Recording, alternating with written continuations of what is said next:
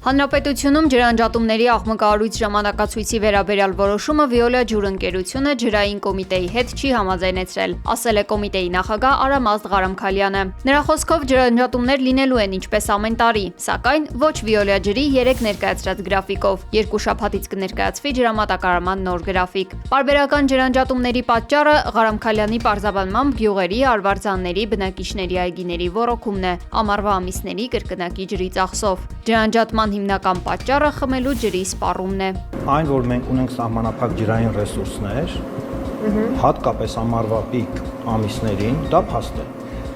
Այսինքն Veolia-ն չի խաբում։ Veolia-ն ասում է նախապես, որ ժողովուրդ ջան, ամառվա ամիսներին ես 24 ժամյա ջրամատակարարում չեմ կարողանալու ապահովել։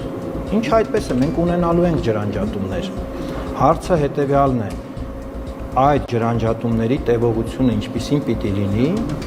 եւ մարզից մարզ Երևանի տարբեր թաղամասեր, փողոցից փողոց ինչպիսի փոփոխություններ են լինելու։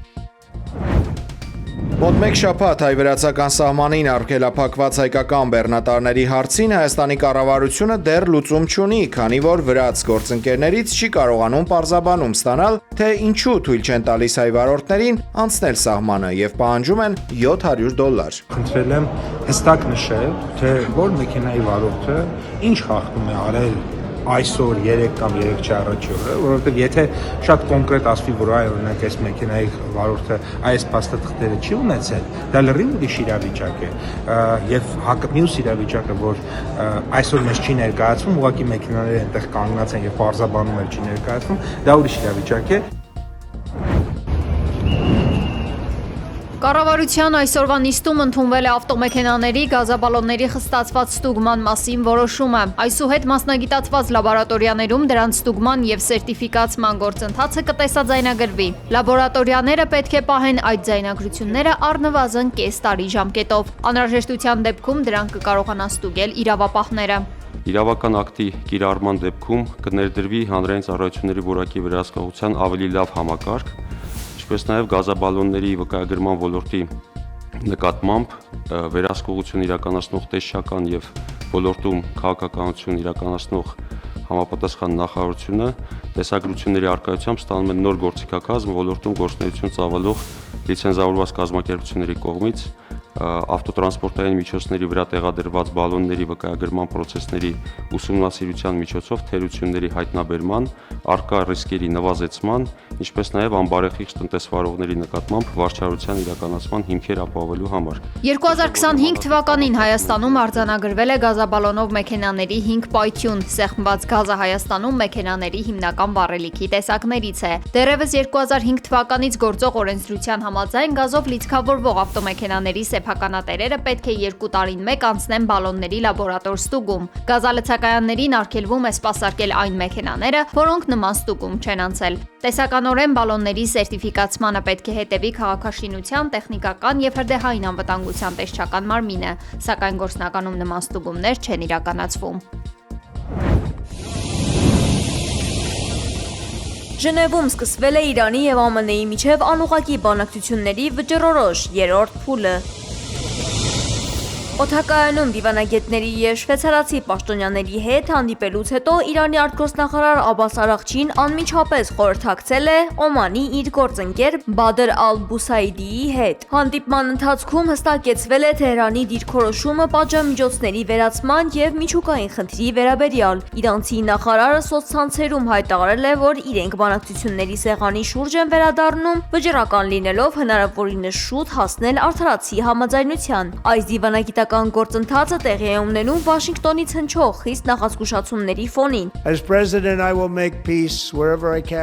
Ըստ Թրամփի, չնայած Իրանը ցանկանում է գործարք կնքել, սակայն դեռևս չի հնչեցրել ամենակարևոր հավաստիացումը, որ երբեք միջուկային զենք չի ունենա։ Լարվածությունն էլ ավելի է սրվել փոխնախագահ Ջեյ Დი Վենսի հայտարարությունից հետո։ Նա պնդել է, թե Վաշինգտոնն ունի ապացույցներ, որ Թեհրանը փորձում է վերականգնել իր միջուկային ներուժը հունիսին իրանական միջուկային օբյեկտներին հասցված ամերիկյան հարվածներից հետո։ to the White House to provide more updates as we get them. Վենսը շեշտել է, որ թեև նախագահը նախապատվությունը տալիս է խնդրի դիվանագիտական կարգավորմանը, սակայն ձախողման դեպքում այդ տարբերակները նույնպես սեղանին են։ ما تو این مملکت همه با هم برادریم. Իրանի նախագահ Մասուդ Փեզեշքյանն իր ելույթում հակադարձել է ԱՄՆ նախագահին։ Թրամփը պնդել է, որ անկարգությունների ընթացքում Իրանում սպանվել է 32,000 մարդ։ Մենք արդեն հրապարակել ենք կանոնները անձնագրերի հետ միասին, շեշտել է Փեզեշքյանը։ کرده ایران 32,000 نفر آدم رو مثلا Նա նշել է, եթե որևէ մեկն ունի այլ անուններ, թող հրապարակի դրանք ապացույցներով։ They've killed at least, it looks like 30. ԱՄՆ նախագահը կոնգրեսում հայտարարել էր, թե Իրանը սպանել է առնվազն 32,000 ցուցարարի իրենց սեփական երկրում։ Թրամփի խոսքով ցուցարարներին կրակել են եւ կախաղան բարձրացրել։